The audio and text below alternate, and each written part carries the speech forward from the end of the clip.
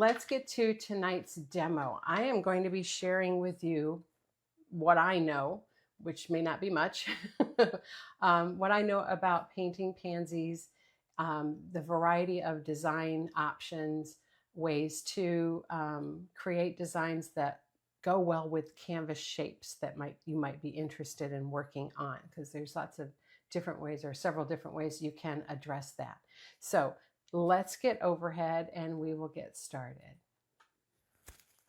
All right, so first thing I want to share with you is this is a previous Shelley Loves to Paint. I believe it was a Shelley Loves to Paint lesson from last year. And I want you to notice one thing. After I painted, I went, oh, can't believe I did that. So love the round canvas. And that, I think a round canvas is one of the best shapes to paint pansies on. But notice the direction of my flowers. We have one going this way and the other two are like this. When you're in a round setting like this, the first thing you want to do is not only lay out your flowers and where you want to put them, but also orient them in a pleasing manner. So this looks like everything's going to slide right off to the side, right? So if I had turned this one to the right, so we'd have slightly cocked top one, turn to the left on this side, turn to the right on that side, I think it would have been a prettier design. So just a little lesson that, you know, I learned, and after I did it, I went, oh, that would have been better. So anyway, that's one thing. Now I've got some colors and I've got a round canvas here. So this is just a little 6-inch round.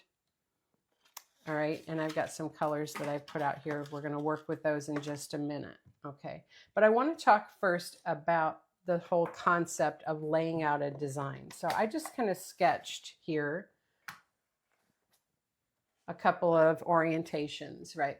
So there's squares and circles, pretty much the same type of layout, the way you would address them, right? Circles or squares look best if you take the bouquet like a nosegay or a bouquet that you're looking down on, and it flows from the center out towards the edges. Okay, so you kind of fill the edges with a spray of leaves, and then your flowers sit in the center, and that same thing would apply to a square. But when you're working on a rectangular canvas, it's a little different layout, because especially if you're looking at pansies, and you think about pansies, when they're growing, they have very short stems. They're not tall, leggy type that tower over other plants. They're usually down low or in pots, so you don't usually see much of the stems. So when I think of a layout for, let's say, a vertical rectangle, okay, so that's what I've kind of just laid out here, is just a vertical rectangle canvas option. All right. The first thing you want to think about is what we call the rule of thirds, which is essentially dividing your surface into thirds. And to get a pleasing look, you want to have your design elements kind of crossing over those thirds. You don't necessarily want things just living in this bottom third or this center third. And we do that a lot, Miss Brenda. I know we talked about that with your card painting, or the top third, right? You want to bridge that gap to make the eye flow across the canvas. So when you think about that and your large elements for your flowers, as your flowers, you can look at it this way. So you would have, first of all, we don't dead center anything, right? So nothing would sit right here in the middle. But you would have maybe one of your first flowers. I wanted to use chalk there, but it's not going to show up. So your first flower, highest flower, might sit here, and it crosses a couple of those borders, right? It crosses the center border, right? So it's slightly off center, or even more so off center. And it crosses that top third and middle third, right? Then you would have, think about a triangle, you would have a second flower, and right now my pen's going to go dry. There we go. So you might have a second flower that touches that flower, or there could be a gap. But this one could sit in the middle, but it's not dead center. It's off to the right, and it goes over that center line, all right? And then you might have a third here. So thinking in terms of triangles. And then where do your stems go? Your stems you don't want them stick straight, so you might have a stem that goes in a curve like this, right? So that might shift this flower over a little bit. You'd have a stem that goes in a curve like that. And then this one might come from here all the way through. Okay, so just some very simple design layout technique to think about. So if you can imagine or even take pencil or chalk when you're setting up your canvas to put a design on it, and put those kind of cross marks for the thirds. And even if you had it going this way, it might go this way, okay? So here, again, we don't want anything that sits dead center right in the middle. So it might be where all of these kind of intersect, right? And then maybe you have another one that sits over here. So it's sitting in that third, but it's crossing, it's not on center, it's off center. And it goes slightly over this third. And then you might have a third one that sits here. And it may even go off the bottom of the canvas. That always looks nice. Remember I said these particular flowers don't have very long stems. They have lots of leaves. And so it might not be necessary to show all the stems. Maybe you have a stem here and one that comes from there, but you wouldn't see the one here. And then you would have leaves, right, spraying off. Okay. And filling in. All right, so those are some composition ideas, just some off the top of my head, and some things that I went through that I wanted to share with all of you. Okay, but the most popular way with pansies, and I even Googled this, guys, because I wanted to see if there was other ideas out there. Most of them said that this type of nosegay or bouquet type design, where the flowers are in the center and the leaves are spraying around the outsides, is the most common way to show, because of the shape of the flower. Especially, most flowers are round, but this particular design lends itself to this shape of canvas and that shape of bouquet. So looking at this, then we would have, again, we would want to kind of bisect this, or even do the rule of thirds in this case, but you would have one flower here. Okay, so this is, I did this in purple just so you can get a feel for the shape and the size. I'm going to use a 16 flat, which should lend to that shape, or that size, excuse me, of flower. And then maybe you have another one over here. And then we want to think about orientation. Let me get the last one in here. So you've got this, maybe a little bit bigger one here. Okay, so that way, no matter which way you turn this, it's really not going to matter how you hang it or how you display it. And then all your leaves are going to spray out from around that. Now, what becomes important, like I said, with the orientation of the flower, I want to kind of cock this one. So my center is going to be here, and it's going to be oriented that way. This one we're going to do this way. So they're at opposing angles. And then this one here, you can just have just a slight tilt to it, right, into the center. And that would be a nice, pleasing design. Okay, so let's get to painting. So the first thing I want to do is kind of get most of my leaves around the bouquet. So I'm going to take a 16 flat. All right, get that damp. And let's go around my palette here. I want to share some different colors that I'm working with tonight. And some of it's experimental, so we'll see how it turns out. All right, so for my leaf colors, I'm using classic green and daffodil yellow. All right, and that's what I've been sharing with you in the last few demonstrations is my stand, because I like the brighter color leaf for this springtime flower. So I don't tend to use darker color, but if we wanted to darken it, we could put some blue in there. All right, and then I have licorice for the detail lines if I want to do that. Then I have Pueblo, and this is vivid orange. So this is a brighter, lighter shade of orange.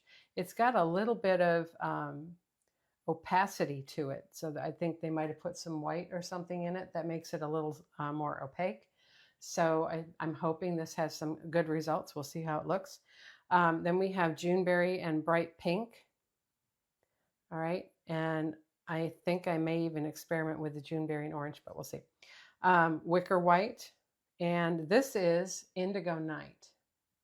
All right. So that's a variety of darker blue. And then this is Light Lavender.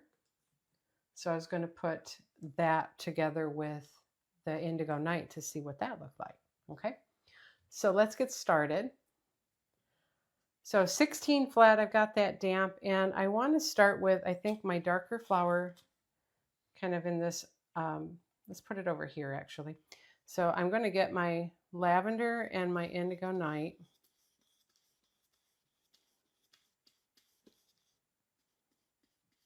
And we're going to see if this works, because right now that Indigo Night's not looking too dark.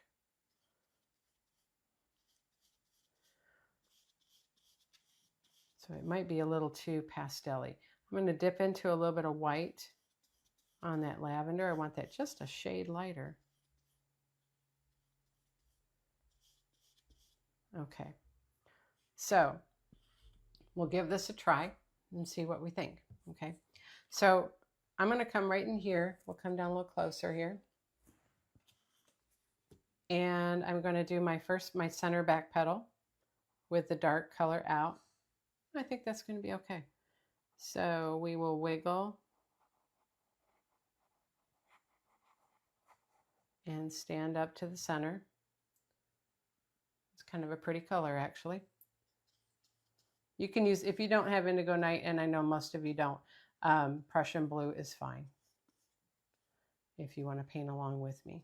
Okay, now I want to get a side load of, or no, let's first do just the reverse for our side petals. Oh my goodness, I even talked about it and then I didn't do it. I'm so sorry. I just realized, like, I need to do the leaves first. Okay, we'll leave that. We'll come back to it.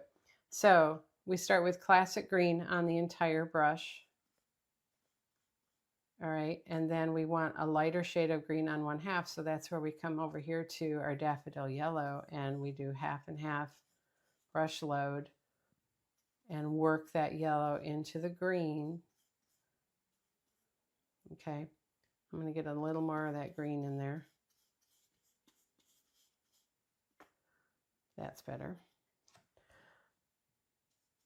And then if you want that green a little darker, you could get some of that blue and work that in. All right, so remember the leaves, and let's tuck some in here. So our leaves are rounded, so we come out to the tip, round it, and wiggle back. Stand up. All right, and we'll pull a stem in. The nice thing about a round design is it doesn't matter where the leaves are coming from. They're spraying out in all directions.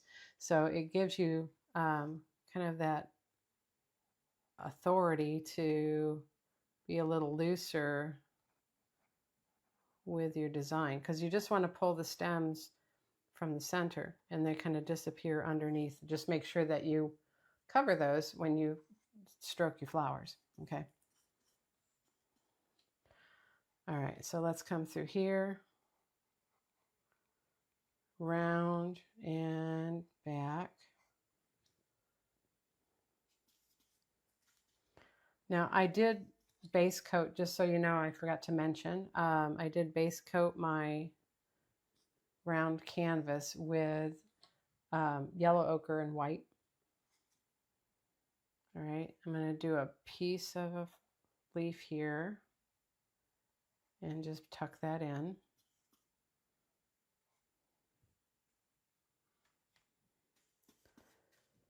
All right, and let's come over here.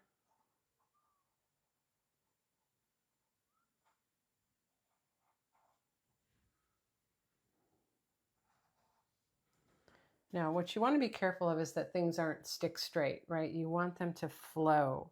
So we can, I'm going to reverse my brush and we can give this one a little curve down and then pull that back in.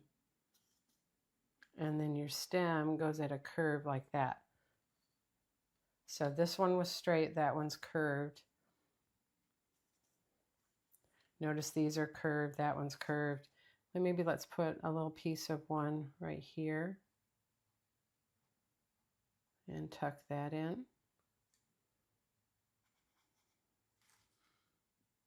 And we'll do one more right through here.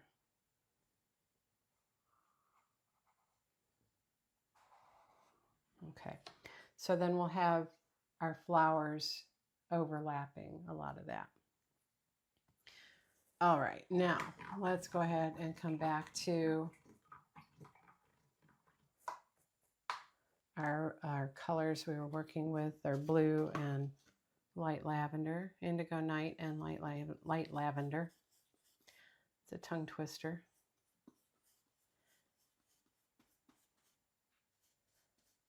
There we go. All right, so let's come here and we will do our overlapping petals and stand up.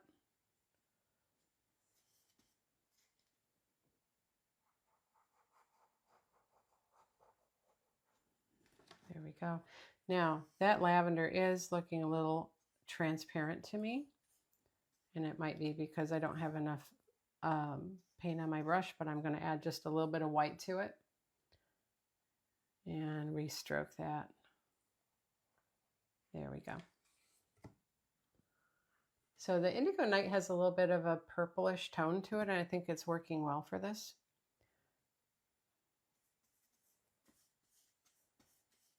All right, and so what I'd like to do is we're going to reverse again and do our bottom petals. You know what? I need more of that lavender and less of that blue. So we're going to push. Remember I showed you how to twist the brush and shove the color over? I think part of the problem is this lavender is a little bit pasty. There we go. So let's try this again. There we go. That's better. Prettier. All right, and then we'll do this side.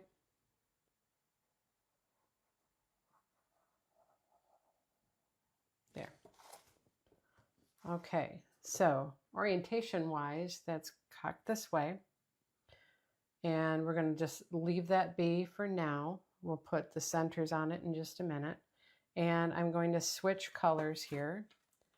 So I'm going to go ahead and wipe off on paper towel. I'm not cleaning my brush because I'm working with the same brush. So just wipe that color off on a paper towel and then just do dark to dark and light to light with your next color set. So this is Juneberry and Bright Pink. All right, and bright pink does tend to be kind of transparent. So we'll see if we need to add some white to that as well. Okay. All right, so let's turn. So this was our original orientation. Okay, so let's come over here. We're going to do this one here. And with the dark out first, we'll do the back petal. There we go. And then we will flip the brush, light color out. All right, now, what did I do wrong there? I didn't bring it up high enough. and I didn't overlap enough, and I do need some white with that bright pink because it's not strong enough to do battle with that Juneberry. Okay, that's better. So bright pink and Juneberry, and then I'm going to side stroke a little yellow, or white in with that bright pink. All right, so on this side,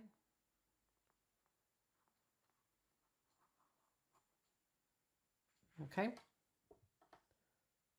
So don't be afraid to restroke your petals, right? If you don't like a stroke, just stroke over it. It's just paint. All right, and then we're going to flip the brush again. So light color in the center, dark around the outside.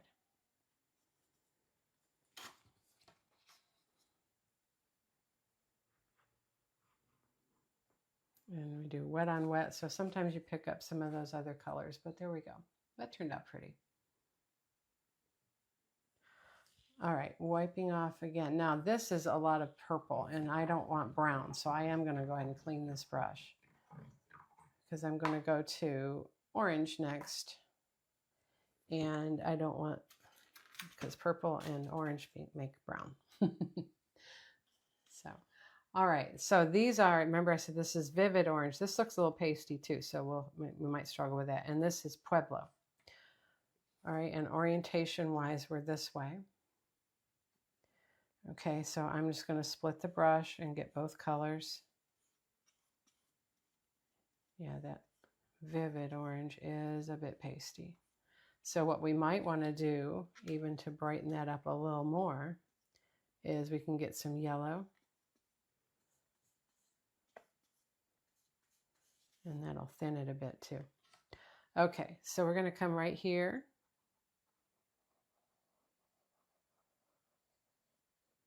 And stroke that. Let your flowers touch each other. It's perfectly fine and actually very natural to have them do that. So don't be afraid to do that. If you're worried about colors blending or not looking pretty, you can get a little dryer out and dry them. And I did that one backwards. So let's do this because I'm going to get mud if I just leave it.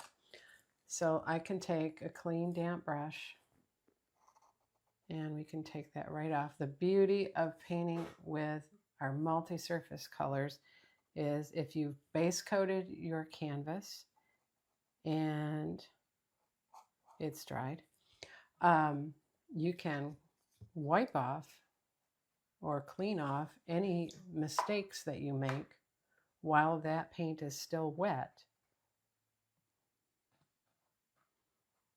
with a damp, clean brush. Okay, there we go. All right, so back to a clean slate here. So let's come back to our loaded 16 flat. We've got vivid orange and Pueblo. And I want the Pueblo on the outside, just like I did with these. I want that darker color on the outside. So for my first petal. There we go. That's better. All right, so that's a real pretty color.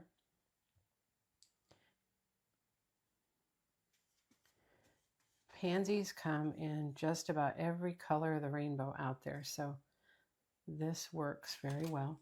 Now I want to, like I did before, brighten up a little bit on that vivid orange even more with a little bit of yellow.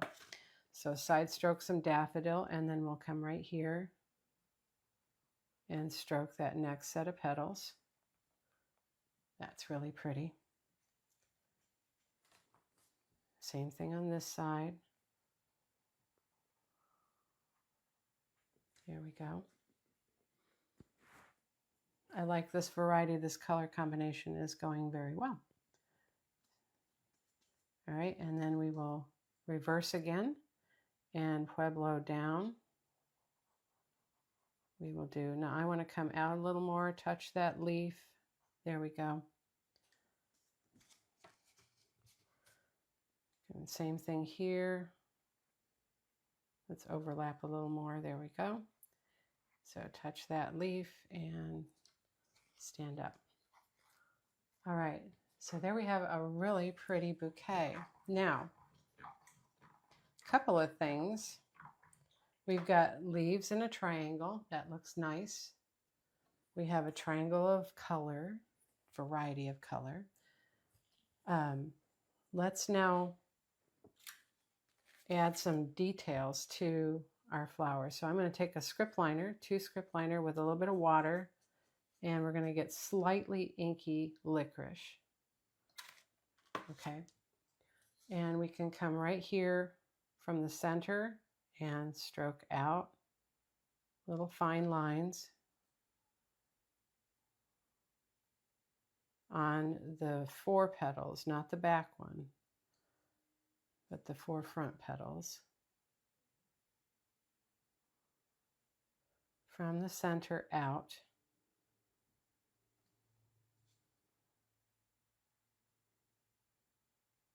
And give it a slight curve that will lend to the illusion that the petals are curved. Okay, then you can take handle of your brush and we can dip into some daffodil yellow and dot right there in the center. Very simple, beautiful way to create your pansies. So we can come over here with that same black.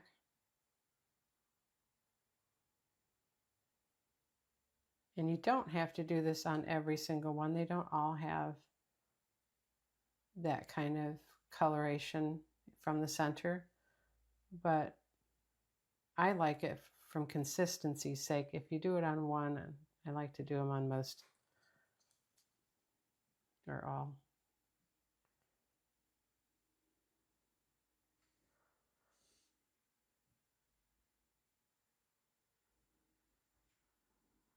Okay, so that's real pretty. Now I'm going to do something a little bit different with the orange one. But first let's dip into that yellow and dot that center. There we go. Now with the orange one, let's try something. Instead of black, it should be a dark color, but it doesn't have to be black. So let's get some of this Juneberry.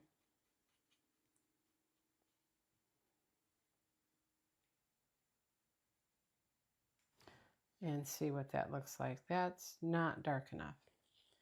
So maybe what I need is some burnt umber. A little brown, I think, might look better than black. Is going to look a little too Halloween-y. So maybe burnt umber instead with the orange.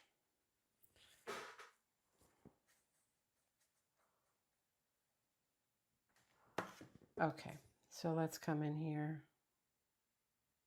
Yeah, that looks better.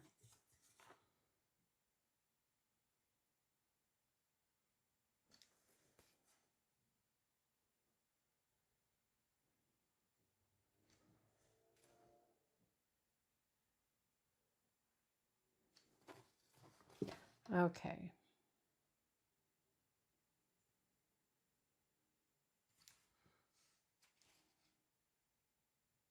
And I might be creating some color combinations that maybe don't exist in the natural pansy world, but I like them.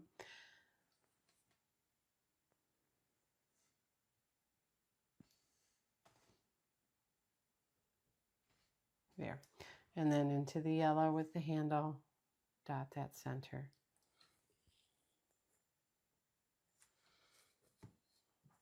Remember to wipe your handle off after you dot things, because I always end up in paint all over my hand.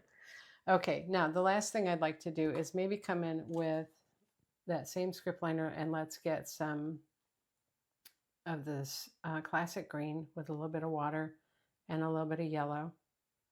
All right, and we can streak out with, or even pull in might be better. Touch and pull in Some little accent strokes. Yeah, like that. And this is nice if you don't want to get too close to the flower with the leaf, but you want a little touch of green. Then you can just do something like that to just spray out a little extra. So I'm just touching the tip of the brush down, lay it down, stand it up, and pull back.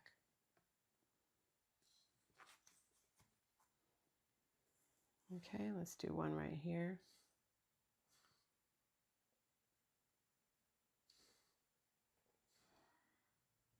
There. All right. Well, I think that was a lot of fun, and I think those variety of colors work well, both with the background color that I chose, as well as the colors together. I'm going to go ahead and sign this. And there we go. I hope you enjoyed that, guys. I hope you will give these a try. Don't be afraid to experiment with color. We've got lots of colors in that Plaid Folk Art Multi-Surface acrylic line. So play with them. Just see what you can come up with. See what you like. And share so I can see how you did. I'd be really thrilled to see if you come up with some beautiful colors too. So thanks for joining me again on your Saturday night, guys. I hope you have a great rest of your weekend or whatever day it is you're watching this when you're watching the recording later. And have a blessed day, blessed week, and come back and see me next time. Thank you so much. Bye-bye.